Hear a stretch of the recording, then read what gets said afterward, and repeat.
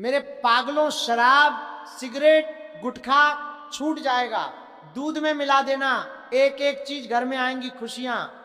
आज हमारे समाज की सबसे बड़ी कड़वी सच्चाई यह है कि अनगिनत लोग नशे के इस जाल में फंसकर अपनी सेहत, अपना उज्जवल करियर और अपने हंसते खेलते परिवार को पूरी तरह बर्बाद कर चुके हैं। बहुत बार इंसान का मन खुद अंदर से चीखता है कि वह इस दलदल से बाहर निकल आए, लेकिन यह लत इतनी ज्यादा गहरी और जानलेवा हो चुकी होती है कि चाह कर भी वह इससे अपना पीछा नहीं छुड़ा पाता।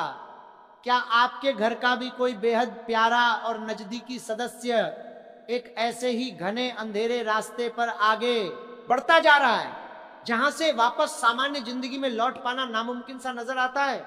शायद आपने उसे समझाने की हर मुमकिन कोशिश कर ली हो, अपनी तरफ से मिन्नतें की हो, उसके सामने रोए गिड़गिड़ाए हों, लेकिन हर बार नतीजा बिल्कुल शून्य ही रहा।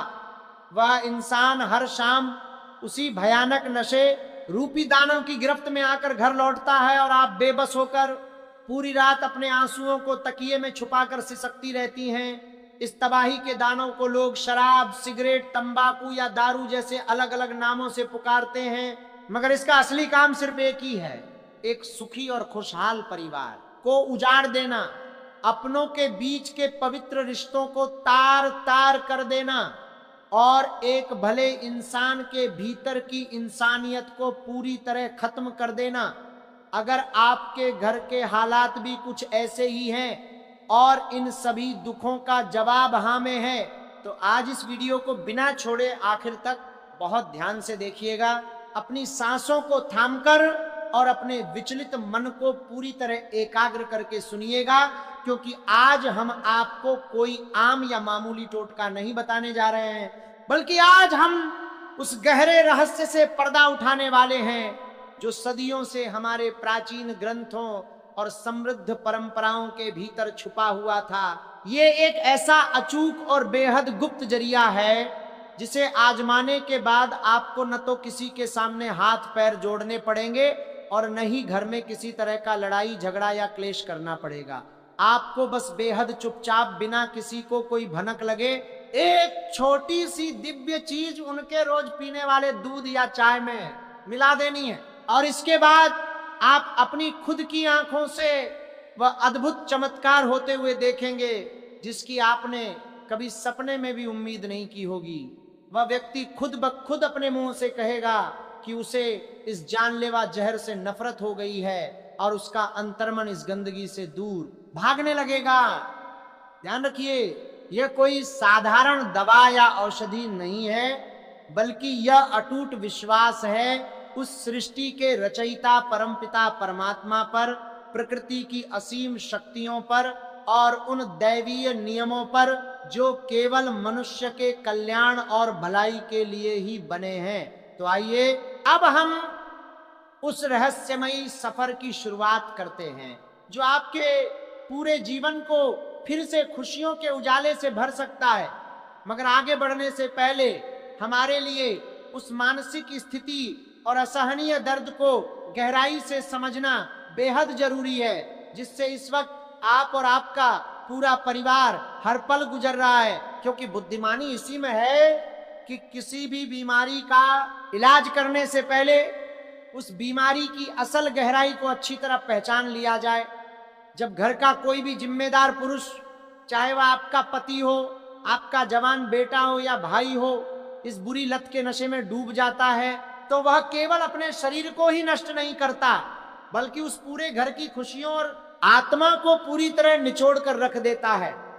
और विडंबना देखिए कि आज का समय इतना ज्यादा खराब आ चुका है कि केवल पुरुष ही नहीं, बल्कि कई माताएं, बहनें और छोटी बच्चियां भी तेजी से इस भयानक व्यसन की चपेट में आती जा रही हैं।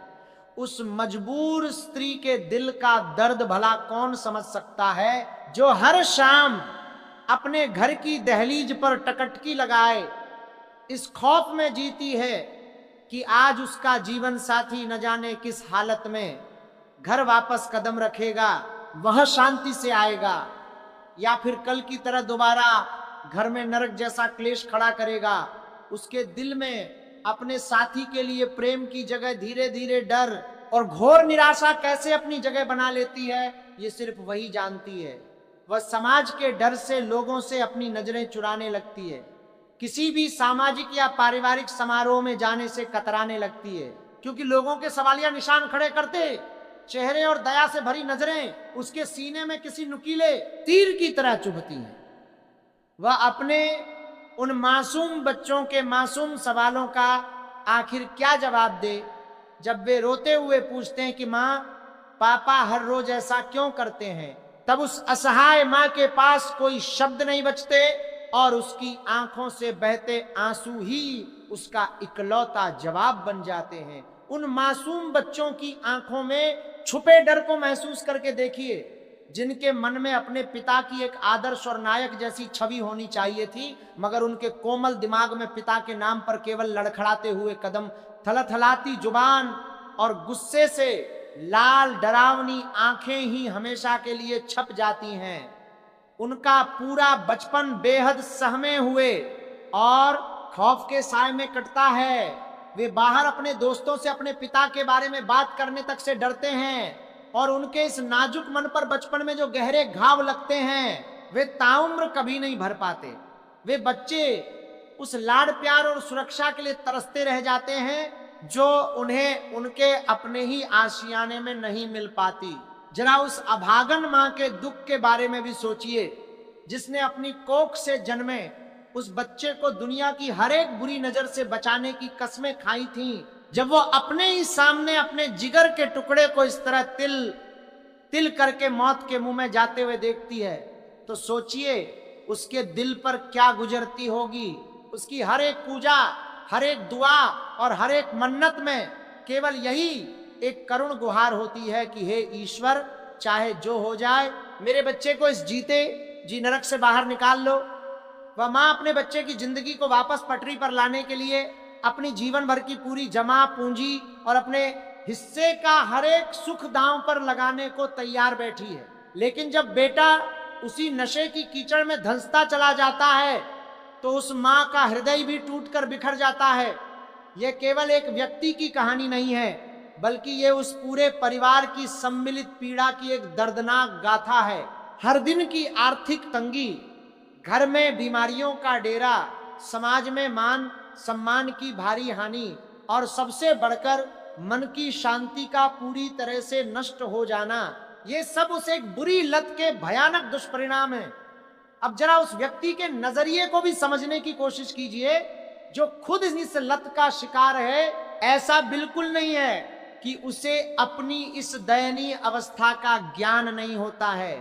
हर सुबह जब उसका नशा उतरता है तो उसे अपने किए पर बहुत ज्यादा ग्लानि होती है, गहरी शर्मिंदगी महसूस होती है। वह अपने परिवार की उन दुखती और रोती हुई आंखों को देखता है तो खुद अपनी ही नजरों में गिर जाता है और खुद से घृणा करने लगता है। वह हर सुबह खुद से दृढ़ कसम खाता है कि आज वह इस जहर को हाथ तक नहीं लगाएगा। वह अपने मासूम बच्चों के सिर पर हाथ रखकर और अपनी रोती हुई पत्नी के आंसू पोंछकर उनसे वादा करता है, और यकीन मानिए उस एक पल में उसका वह वादा बिल्कुल सच्चा होता है। लेकिन जैसे जैसे दिन ढलता है और शाम होने लगती है, उसके शरीर और दिमाग पर उस रासायनिक जड़ का बुरा प्रभाव फिर से हावी होने लगता है। उसके हाथ कांपने लगते हैं, उसका मन बुरी तरह बेचैन हो उठता है और एक अजीब सी तड़प, एक तेज तलब उसके सोचने समझने की शक्ति पर पर्दा डाल देती। उसके कानों में जैसे कोई अदृश्य आवाज कहती है कि बस एक बार, बस आज के लिए पी ले, कल से तो सब कुछ छोड़ ही देना है। और वह उस नकारात्मक शक्ति के सामने पूरी तरह विवश हो जाता है। उसका विवेक, उसकी इच्छा शक्ति और उसके किए हुए सारे पवित्र वादे, सब कुछ उस एक क्षण की तलब के सामने बौने पड़ जाते हैं। वह फिर से उसी पुरानी दुकान की ओर अपने कदम बढ़ा देता है, ये अच्छी तरह जानते हुए भी कि यह रास्ता विनाश और मौत की ओर जाता है। ये एक ऐसा चक्रव्यूह है, ये एक ऐसा गहरा दलदल है जिससे वह खुद बाहर निकलना तो चाहता है, पर चाहकर भी निकल नहीं पाता, क्योंकि उसका शरीर और मन उस जहर का पूरी तरह गुलाम बन चुका होता है। हमारे महान धर्मशास्त्रों में इंसान की इस लाचार अवस्था को तामसिक वृत्ति का चरम कहा गया है। मदिरा और अन्य सभी नशीले पदार्थ तामसिक भोजन की श्रेणी में आते हैं। ये तामसिक वस्तुएं मनुष्य की चेतना को नीचे की ओर खींचती हैं, उसकी बुद्धि को भ्रमित करती हैं और उसकी पवित्र आत्मा पर एक काला आवरण डाल देती हैं। ऐसी स्थिति में व्यक्ति का विवेक शून्य हो जाता है और वह धर्म और अधर्म के बीच का भेद पूरी तरह भूल जाता है। वह उन बुरी शक्तियों के अधीन हो जाता है जो उसे केवल पतन के रास्ते पर ले चली जाती है। इसीलिए हमारे त्रिकालदर्शी ऋषि मुनियों ने इन नशीले पदार्थों को मनुष्यों के लिए पूरी तरह वर्जित बताया है, क्योंकि यह नशा केवल शरीर को ही नहीं बल्कि इंसान की आत्मा को भी गहरे रोग से ग्रसित कर देता है। आपने भी इस लत से लड़ने के कई प्रयास किए होंगे, उसे प्यार से समझाया होगा, झगड़ा किया होगा, क्रोध जताया होगा और रो धोकर अपनी बात मनवाने की हर मुमकिन कोशिश की होगी। कई बार शायद कुछ दिनों के लिए आपको इसमें सफलता मिली भी होगी, पर जैसे ही घर में कोई तनाव आता है, कोई परेशानी खड़ी होती है या कोई पुरानी बुरी संगत वापस मिलती है, वह व्यक्ति फिर से उसी बर्बादी के रास्ते पर चल पड़ता है। आपने डॉक्टरों के न जाने कितने चक्कर काटे होंगे, महंगी से महंगी दवाइयां खिलाई होंगी और कुछ लोगों ने तो नशा मुक्ति केंद्रों के भी चक्कर लगाए होंगे, पर आखिर में परिणाम क्या मिला? कुछ समय के बाद सब कुछ वापस जस का तस हो गया। आखिर ऐसा क्यों होता है? क्योंकि आप बाहरी तौर पर सिर्फ उस शरीर से लड़ रहे हैं जिसे उस नशे की आदत पड़ चुकी है। आप उस मन से लड़ रहे हैं जो अपनी इंद्रियों का गुलाम हो चुका है। ध्यान रखिए, जबरदस्ती या बल का प्रयोग यहाँ कभी काम नहीं करता। बल का प्रयोग हमेशा केवल एक नए विद्रोह को जन्म देता है। जब आप किसी व्यक्ति से जबरदस्ती कोई चीज छुड़वाना चाहते हैं तो उसका मन उस चीज को पाने के लिए और ज्यादा लालायित हो उठता है। तो फिर इसका असली उपाय क्या है? उपाय लड़ने में नहीं है बल्कि उपाय बदलने में है। इसका असली उपाय यह है कि उस व्यक्ति के शरीर के अंदर ही कुछ ऐसा प्राकृतिक परिवर्तन ला दिया जाए कि उसका अपना शरीर ही उस नशे को स्वीकार करने से साफ मना कर दे। उपाय है उसकी स्वाद ग्रंथियों को और उसकी चेतना को इस तरह से बदल देना कि जिस शराब या सिगरेट से कभी उसे आनंद मिलता था, अब उसी से उसे गहरी घृणा होने लगे। और सबसे अच्छी बात यह है कि यह परिवर्तन आपको उसके साथ कोई जबरदस्ती करके नहीं करना है, बल्कि यह परिवर्तन होगा चुपचाप, बेहद गुप्त रूप से, बिना उस व्यक्ति को कान खबर हुए।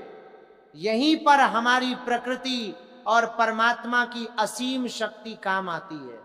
आयुर्वेद जो हमारे पवित्र वेदों का ही एक अमूल्य अंग है, वो केवल जड़ी बूटियों का शास्त्र नहीं है बल्कि वह जीवन जीने का एक संपूर्ण विज्ञान है। यह हमें सिखाता है कि कैसे प्रकृति में मौजूद तत्वों का सही संयोजन करके शरीर और मन के बड़े से बड़े विकारों को जड़ से समाप्त किया जा सकता है। आज हम जिस विशेष चीज के बारे में आपको बताने जा रहे हैं वह कोई साधारण जड़ी बूटी नहीं है, बल्कि ये एक ऐसा दिव्य तत्व है जो धरती के गर्भ से प्राप्त होता है। इसे देवताओं का अंश भी माना गया है। हिंदू धर्म में विशेषकर शिव परंपरा में इसका बहुत बड़ा और पवित्र महत्व है।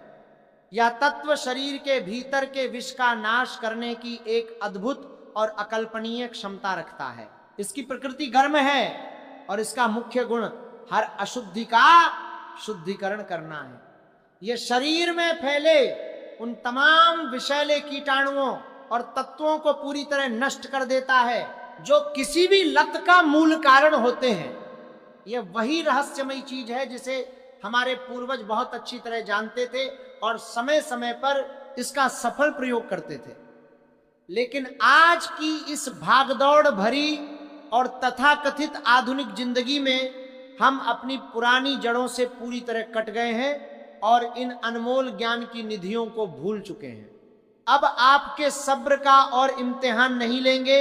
वह चमत्कारी व दिव्य तत्व है आयुर्वेदिक शुद्ध गंधक। जी हाँ, गंधक जिसे अंग्रेजी में सल्फर भी कहते हैं। लेकिन रुकिए, किसी भी पंसारी की दुकान से मिलने वाले साधारण पीले पत्थर को उठाकर प्रयोग करने की भूल बिल्कुल मत कीजिएगा, क्योंकि वह अशुद्ध होता है और आपके लिए हानिकारक हो सकता है। आपको केवल आयुर्वेदिक शुद्ध गंधक का ही प्रयोग करना है, जो आपको किसी भी प्रतिष्ठित आयुर्वेदिक औषधि की दुकान पर बहुत आसानी से मिल जाएगा। इसे विशेष पारंपरिक प्रक्रियाओं द्वारा अच्छे से शोधित किया जाता है, जिससे इसके भीतर के सभी विषैले प्रभाव पूरी तरह समाप्त हो जाते हैं और केवल इसके दिव्य औषधीय गुण ही शेष रह जाते हैं। ये बाजार में एक लाल या भूरे रंग के पाउडर के रूप में मिलता है। अब मुख्य प्रश्न ये उठता है कि इसका प्रयोग कैसे करना है। यहीं पर आपको अत्यंत सावधानी, लगन और सच्ची श्रद्धा की आवश्यकता है। आपको इस शुद्ध गंधक की बहुत ही सूक्ष्म यानी बेहद कम मात्रा का प्रयोग करना है। अब आप पूछेंगे कि कितनी मात्रा? तो बस एक गेहूं के दाने के बराबर, इससे एक कण भी अधिक आपको नहीं लेना है। ये बात हमेशा याद रखिए कि आयुर्वेदिक औषधियां पूरी तरह से अपनी मात्रा पर ही निर्भर करती हैं। सही मात्रा में जहां ये अमृत का काम करती हैं, वहीं गलत मात्रा में यह विष का काम भी कर सकती हैं। इसलिए केवल एक गेहूं के दाने के बराबर ही मात्रा लेनी है। अब आपको क्या करना है कि जब भी वह व्यक्ति पीने के लिए दूध या चाय मांगे, तो आपको बिना किसी को बताए चुपचाप एक गेहूं के दाने के बराबर इस शुद्ध गंधक का पाउडर उसकी चाय, कॉफी या दूध में अच्छे से मिला देना है। इसका अपना कोई विशेष स्वाद या अलग गंध नहीं होती है, इसलिए उस व्यक्ति को इसका जरा भी पता नहीं चलेगा। आपको यह गुप्त प्रयोग दिन में केवल एक ही बार करना है, लेकिन ध्यान रहे कि यह केवल एक रासायनिक क्रिया नहीं है, बल्कि आपको इस क्रिया को अपनी अटूट श्रद्धा और सच्ची प्रार्थना से जोड़ना होगा। जब आप ये पाउडर उसकी चाय में मिला रहे हों, तो मन ही मन अपने इष्ट देव का स्मरण कीजिए, परमात्मा का ध्यान कीजिए। 2 मिनट के लिए अपनी आंखें बंद करके ईश्वर से सच्चे दिल से प्रार्थना कीजिए। आप जिन भी भगवान या इष्ट देव को मानते हैं, उनका ध्यान धरिए और मन में ये पवित्र भाव लाइए कि हे प्रभु, हे भगवान, मैं तो केवल एक छोटा सा माध्यम हूं। ये कोई साधारण औषधि नहीं, बल्कि आपका दिया हुआ दिव्य प्रसाद है। आप ही इस प्रसाद के माध्यम से मेरे प्रियजन के मन और शरीर का शुद्धिकरण कीजिए। उसके अंदर व्याप्त इस नशे के भयानक दैत्य का संहार कीजिए। उसे सद्बुद्धि प्रदान कीजिए और इस घने अंधकार से निकालकर उसे प्रकाश की ओर ले चलिए। उसके तन, मन और उसकी आत्मा को पूरी तरह शुद्ध कर दीजिए। आपके द्वारा बोले गए यह श्रद्धापूर्ण शब्द, आपकी ये मौन प्रार्थना और आपका विश्वास इस औषधि की शक्ति को 1000 गुना बढ़ा देंगे। क्योंकि जब कर्म और धर्म का, दवा और दुआ का सुंदर संगम होता है, तो चमत्कार का होना अवश्य भावी हो जाता है। अब इसके बाद क्या होगा कि जब ये औषधि उस व्यक्ति के शरीर में जाएगी, तो ये धीरे धीरे अपना काम शुरू करेगी। ये उसके रक्त में मिलकर शरीर के कोने कोने में व्याप्त उन विषैले तत्वों को काटना शुरू कर देगी, जो उसे बार बार नशा करने के लिए अंदर से प्रेरित करते हैं। शुरुआत में शायद आपको कोई बड़ा अंतर दिखाई न दे, लेकिन कुछ ही दिनों के बाद आप एक बेहद सूक्ष्म परिवर्तन महसूस करेंगे। जब वह व्यक्ति शराब या सिगरेट का सेवन करेगा, तो उसे उसमें पहले जैसा स्वाद या आनंद बिल्कुल नहीं मिलेगा, बल्कि उसके शरीर के अंदर से एक हल्की सी वितृष्णा और अरुचि का भाव पैदा होने लगेगा। उसे शायद हल्की सी बेचैनी या मतली का अनुभव भी हो सकता है, जिससे वो समझ नहीं पाएगा कि आखिर उसके साथ ऐसा क्यों हो रहा है। वह अपनी शराब को ही दोष देगा कि शायद आज शराब खराब है, या सिगरेट में अब वो बात नहीं रही। आपको बस पूरी तरह धैर्य रखना है और अपना ये गुप्त प्रयोग लगातार जारी रखना है।